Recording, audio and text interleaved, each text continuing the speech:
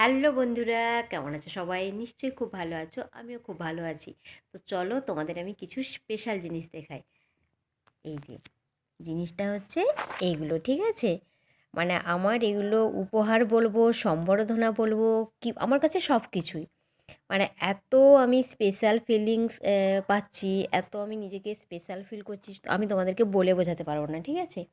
তো চলো একে একে দেখাই। তো এই যে এইগুলো হচ্ছে সেই জিনিসগুলো। তো প্রথমে শুরু করি এইটা দিয়ে, কেমন? তো আমার যেখানে স্কুল, ওইখানে একটা খুব বড় করে মেলা হয় প্রত্যেক বছর। তো ওই মেলাতে আমি প্রত্যেক বছরই যাই, আমন্ত্রণ পাই। তো এবছরও রীতিমতো সেইভাবে গেছি। তো সত্যি বলছি, ও মানে ওনাদের আতিথেয়তা, ওনাদের আমন্ত্রণের যে আহ্বান, সত্যি বলার কোনো ভাষা রাখে না। অপূর্ব, সত্যি অপূর্ব, অসাধারণ। তো আমার ওই স্কুলের জায়গায় এবছরও আমি গিয়েছিলাম। তো আমাকে রীতিমতো সম্বর্ধনা দেওয়া হয়েছে, ঠিক আছে? এবং আমি সত্যি ভীষণ ভীষণ খুশি হয়েছি, খুব খুশি হয়েছি।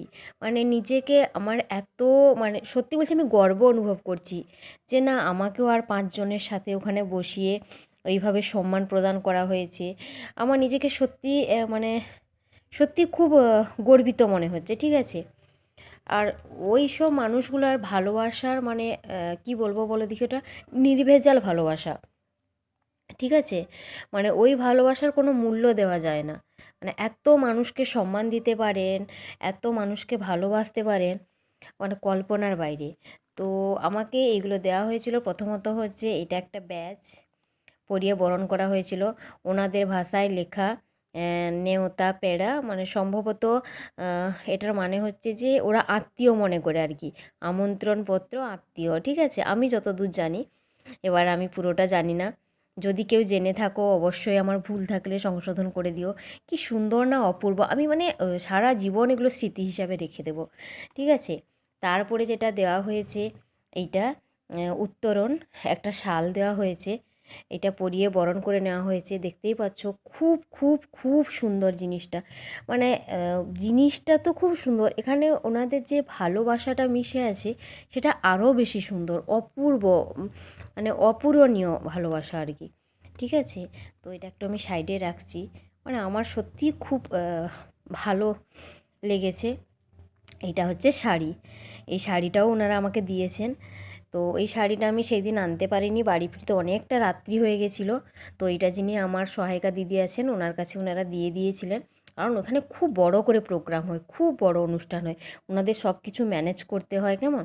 ওই জন্য আর সেদিন এটা অনেকটা রাত্রি হয়ে যেতে, কারণ ওই শাড়িগুলো বিকেলবেলাতেই সবাইকে দিয়ে দেওয়া হয়েছিল।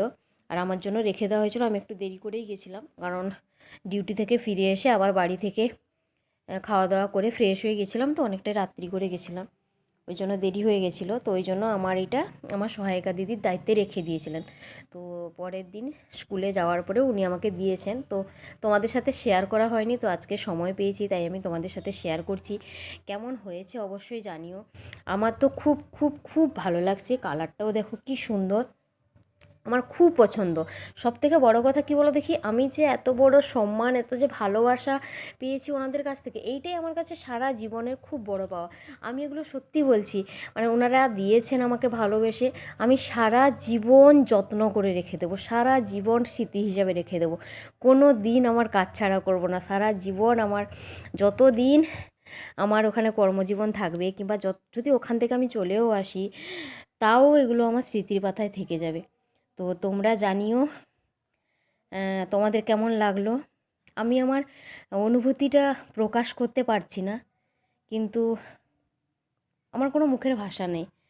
তো ওদের প্রতি, ওনাদের প্রতি আমার কিছু কথা থাকবে। আপনারা সবাই ভালো থাকুন, সুস্থ থাকুন। আপনাদেরকে অনেক অনেক শ্রদ্ধা, যারা আমার বড় আছেন ওইখানে,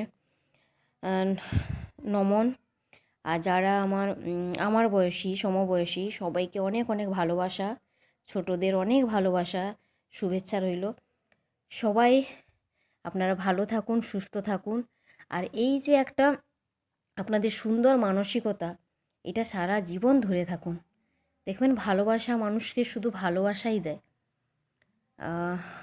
তো কেমন লাগছে অবশ্যই জানিও বন্ধুরা। তো টাটা, দেখা হচ্ছে পরের কোনো ভিডিওতে।